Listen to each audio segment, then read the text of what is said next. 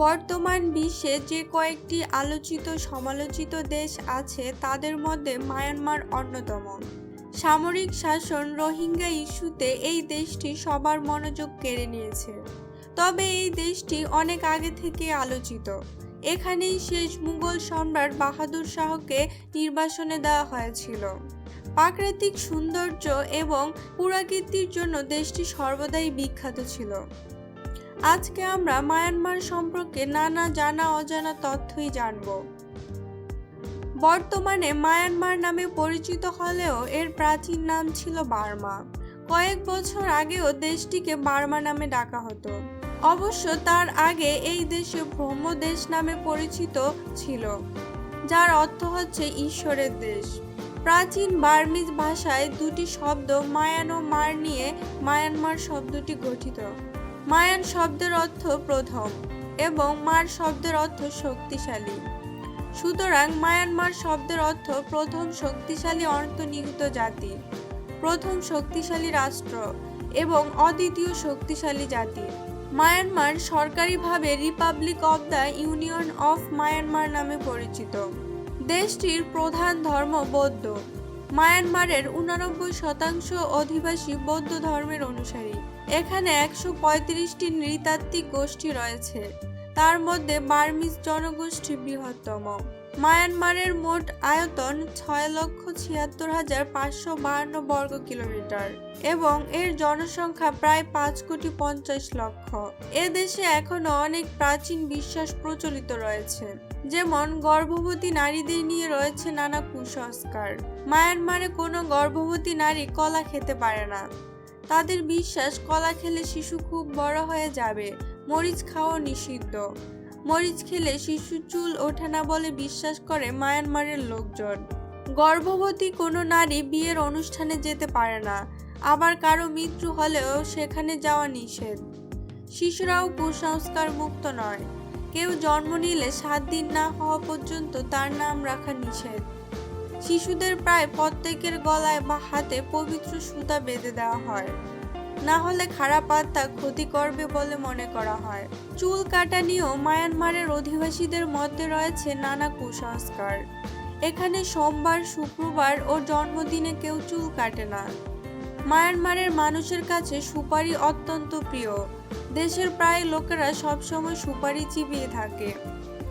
মজার ব্যাপার হচ্ছে, স্থানীয় মায়ানমার বাসী হোটেল, রেস্টুরেন্ট ওয়েটারের দৃষ্টি আকর্ষণের জন্য মুখ দিয়ে চুমু খাওয়ার শব্দ করে।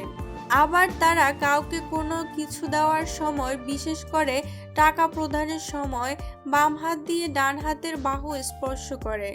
এটি তাদের দেশে শোভনীয় প্রথা। তবে খেলাধুলার ব্যাপারে তারা বেশ নিষ্ঠুর। এখানকার সবচেয়ে জনপ্রিয় খেলা হচ্ছে বক্সিং। তবে সারা পৃথিবীতে প্রচলিত নিয়মের রীতিনীতি ভিন্ন এবং খুবই নৃশংস। বক্সারের মধ্যে যিনি প্রতিদ্বন্দ্বীর প্রথম রক্তপাত ঘটাতে পারে তাকে বিজয়ী ঘোষণা করা হয়। মায়ানমার ব্রিটিশ আমলের দক্ষিণ এশিয়ার সবচেয়ে ধনী দেশ ছিল। বহু মূল্যবান পাথর, তেল, প্রাকৃতিক গ্যাস ও অন্যান্য বহু খনিজ সম্পদে সমৃদ্ধ ছিল অঞ্চলটি। তখন থেকেই ধন সম্পদে এগিয়ে ছিল। তবে দীর্ঘ সময় দেশটিতে সুশাসনের অভাব ও দুর্নীতির কারণে দরিদ্র হয়ে পড়ে। মায়ানমারের ক্রেডিট কার্ডের প্রচলন নেই বললেই চলে।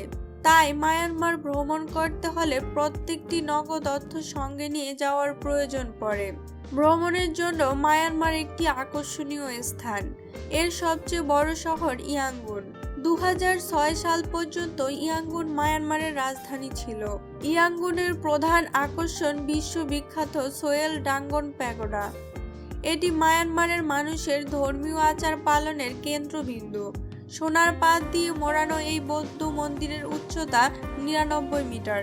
ইয়াঙ্গুনের আরেক আকর্ষণ শিয়া মসজিদ। 20 শতকের শুরুর দিকে ইরান থেকে যাওয়া অভিবাসীরা ইয়াঙ্গুনে এই মসজিদটি গড়ে তোলেন।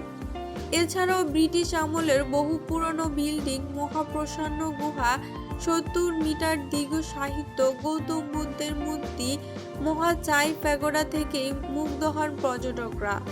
প্রাকৃতিক সৌন্দর্যের আরেক ভান্ডার হচ্ছে রাজাদের শহর বোগো। 14 থেকে 16 শতাব্দীতে মন রাজাদের রাজধানী ছিল এই শহরে। এই শহরে ছড়িয়ে রয়েছে আকর্ষণীয় বৌদ্ধ বিহার, সে সময়কার রাজাদের দর্শনীয় বাড়ি, উন্মুক্ত মার্কেট, কায়াকপুঙ্গ প্যাগোডায় 4টি সুদৃশ্য বিশালতার বৌদ্ধের মূর্তি। এই রকম আরেকটি শহর হচ্ছে মেরাকু। এটি একটি ঐতিহ্যবাহী প্রত্নতাত্ত্বিক শহর। শহরটি বহু প্রাচীন দেয়ালে ঘেরা। মূলত এখানে থাকা প্রাচীন বৌদ্ধ মন্দিরগুলোকে প্রাকৃতিক দুর্যোগ থেকে রক্ষা করার জন্য এই দেয়ালগুলো নির্মাণ করা হয়েছে। আর ইউনেস্কো ওয়ার্ল্ড হেরিটেজের অন্তর্ভুক্ত প্রাচীন নগরী বেগম পরিচিত সোনালী শহর নামে। এই শহরে রয়েছে 3500-এরও বেশি প্যাগোডা, বেশিরভাগই সোনালী রং ধারণ করে আছে। তবে মায়ানমারের সবচেয়ে পরিচিত স্থাপত্য হচ্ছে মান্দালয় শহরে অবস্থিত ঐতিহাসিক বৌদ্ধ বিহার, গোল্ডেন প্যালেস। এটি মূলত ছিল রাজপ্রাসাদ, কিন্তু তৎকালীন রাজার মৃত্যুর পর তার ছেলে রাজপ্রাসাদের এই অংশটি রাজবাড়ি থেকে আলাদা করে দেয়। সেটি পরবর্তীতে বৌদ্ধ বিহারে রূপান্তর করা হয়। কথিত আছে যে এখানে মৃত রাজাদের আত্মা ঘুরে বেড়ায়। এক সময় পুরো বিহারটি স্বর্ণ দিয়ে মোড়ানো ছিল, তবে বর্তমানে স্বর্ণ কেবল বৌদ্ধ বিহারের ভেতর দেখা যায়। মায়ানমারের সবচেয়ে বিখ্যাত নদী হচ্ছে ইরাবতী। সারা মায়ানমার জুড়ে রয়েছে ইরাবতীর স্পর্শ। এ দেশের অন্যান্য নদীও ইরাবতীর শাখা। মায়ানমারের 15টি প্রধান শহর ইরাবতীকে ঘিরে গড়ে উঠেছে। এই নদীতে নৌকা ভ্রমণ একটি অসাধারণ অভিজ্ঞতা। নদীর চারপাশে অপার সৌন্দর্য মনোমুগ্ধকর। এই নদীতে মিশেছে বঙ্গোপসাগরে সাদা বালি আর বঙ্গোপসাগরের নীল জলরাশি দেখতে চাইলে যেতে হবে নগেপলি সৈকতে। বিস্তৃত সমুদ্র সৈকত সমুদ্রের স্বচ্ছ জলরাশি সাজিয়েছে অপরূপ সৌন্দর্যে। এত সৌন্দর্যের পরেও বছরের পর বছর ধরে সেনা শাসন ও দুর্নীতির সাথে নৃশংসভাবে রোহিঙ্গাদের হত্যা দেশটিকে বিতর্কিত করেছে। বার্মায় সংখ্যালঘু রোহিঙ্গা জাতির মানুষের উপর অত্যাচার নিপীড়ন চলছে সে গোড়া থেকেই। সেনাবাহিনী ও সংখ্যাগুরু বার্মিজদের গণহত্যা, ধর্ষণ, জ্বালাও পোড়াওয়ের কারণে রোহিঙ্গারা আজ নিজ দেশ থেকে বিতাড়িত। ভারত, আমেরিকা ও ইসরায়েলের প্রত্যক্ষ সমর্থনে মায়ানমারের সামরিক জান্তা আরও তুমুল আগ্রহে রোহিঙ্গা নিধন করছে। তুরস্ক, মালয়েশিয়া, ইন্দোনেশিয়া খানিকটা সমবেদনা জানালেও তেমন কার্যকরী পদক্ষেপ কেউ নিচ্ছে না। আর সীমান্তবর্তী দেশ হওয়ায় লক্ষে লক্ষে রোহিঙ্গা বাংলাদেশে প্রবেশ করে। ফলে বাংলাদেশে তৈরি হয়েছে বিশ্বের বৃহত্তম রোহিঙ্গা শিবির। মায়ানমারের এমন কার্যকলাপ নিঃসন্দেহে নিন্দনীয়। মায়ানমারকে একসময় বলা হতো এমারেল্ড অফ এশিয়া, অর্থাৎ এশিয়ার পান্না। সেই সৌন্দর্যমণ্ডিত প্রাচীন দেশটি নানা বিধ্বংসী কর্মকাণ্ডে বিতর্কিত। এখানকার মানুষের হাতে যে রক্তের দাগ লেগেছে তা মুছতে কতদিন লাগবে তা কেউ জানে না।